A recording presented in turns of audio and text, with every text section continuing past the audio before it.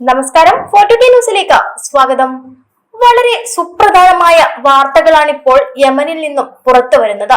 യമന്റെ സൈനിക നടപടിക്ക് മുൻപിൽ അമേരിക്ക മുട്ടുമടക്കിയെന്ന അവകാശവാദവുമായി രംഗത്തെത്തിയിരിക്കുകയാണ് യമനിലെ പ്രമുഖ പ്രസ്ഥാനമായ അൻസാറുള്ളയുടെ പരമോന്നത നേതാവ്. ഗസയിലെ പലസ്തീനി ചെറുത്തുനിൽപ്പിന് പിന്തുണ പ്രഖ്യാപിച്ച യമൻ നടത്തിയ ആക്രമണങ്ങൾ തടയുന്നതിൽ US പരാജയപ്പെട്ടെന്നും അതാണ് അവർ വെടിനിർത്തലിന് തയ്യാറായതെന്നും അൻസറുള്ള പ്രസ്ഥാനത്തിന്റെ പരമോന്നത നേതാവായ സയ്യിദ് അബ്ദുൽ മാലിക് അൽ ഹൂത്തി പറഞ്ഞു. ഈ ആഴ്ച മാത്രം US യമനിൽ ഏകദേശം 200 വ്യോമ നാവിക ആക്രമണങ്ങളാണ് നടത്തിയത്. മാർച്ച് പകുതി മുതൽ 1712 ആക്രമണങ്ങളാണ് US നടത്തിയത്. എന്നിട്ടും യമന്റെ സൈനിക ശേഷിയെ തകർക്കാനായിട്ടില്ല. അതിനാലാണ് അവർ വെടിനിർത്തലിന് തയ്യാറായത്. നാഴികയ്ക്ക് 40 വട്ടം ഞങ്ങളാണ് ലോകശക്തിയെന്ന് അവകാശപ്പെടുന്ന അമേരിക്കയ്ക്കും ട്രംപിനും എന്നിട്ട് യമനിലെ സൈനികരെ ഒന്ന് തൊടാനായോ? യമന്റെ സൈനികരുടെ രോമത്തിൽ തൊടാൻ പോലും അമേരിക്കൻ സൈനികർക്ക് സാധിച്ചിട്ടില്ല.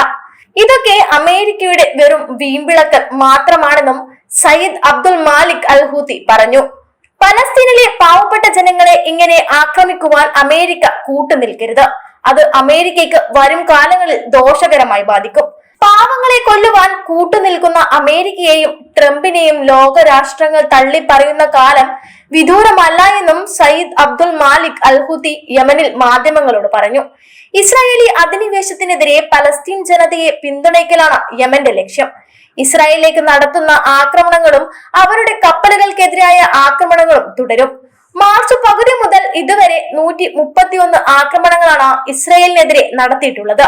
253 ബാലിസ്റ്റിക്, ക്രൂയിസ്, ഹൈപ്പർസോണിക് മിസൈലുകളും ഡ്രോണുകളുമാണ് അയച്ചിട്ടുള്ളത്.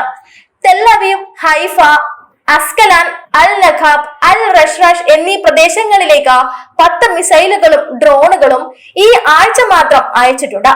യമന്റെ മിസൈലുകളുടെ ശക്തിയും അധിനിവേശ ശക്തിയുടെയും US-ന്റെയും വ്യോമ പ്രതിരോധ സംവിധാനങ്ങളുടെയും ദുർബലതയുമാണ് ഈ ആക്രമണങ്ങളുടെ വിജയം കാണിക്കുന്നത്. ബെൻഗുറിയോൺ വിമാനത്താവളത്തിന് സമീപത്തെ US-ന്റെ താഡ് വ്യോമ പ്രതിരോധ സംവിധാനം പരാജയപ്പെട്ടെന്നും അദ്ദേഹം കൂട്ടിച്ചേർക്കുകയുണ്ടായി. പലസ്തീനി പ്രതിരോധ പ്രസ്ഥാനങ്ങളുടെ പ്രവർത്തനങ്ങൾ അവരുടെ നിലപാടിന്റെ വിജയവും പ്രതിരോധ ശേഷിയും ദൃഢതയും കാണിക്കുന്നതാണ്. ഇത്രയും ശക്തമായ പ്രതിരോധ ശേഷിക്ക് മുസ്ലിം ഉമ്മത്ത് പൂർണ്ണ പിന്തുണ നൽകണമെന്നും അദ്ദേഹം അഭ്യർത്ഥിച്ചു. എന്നാൽ യമനിലെ അൻസറുള്ള പ്രസ്ഥാനത്തിന്റെ പരമോന്നത നേതാവായ സയ്യിദ് അബ്ദുൽ മാലിക് അൽ ഹൂത്തിയുടെ പ്രസ്താവനകളോട് അമേരിക്ക ഇതുവരെ പ്രതികരിച്ചിട്ടില്ല. അമേരിക്കയോടുള്ള യമന്റെ ഈ വെല്ലുവിളിയോട് ട്രംപ് എന്ത് മറുപടിയാണ് നൽകുക എന്നുള്ളത് ലോകം ഉറ്റുനോക്കുകയാണ്. എന്തായാലും നമുക്ക് കാത്തിരിക്കാം അമേരിക്ക എങ്ങനെ യമനോട് പ്രതികരിക്കുമെന്നുള്ളത്.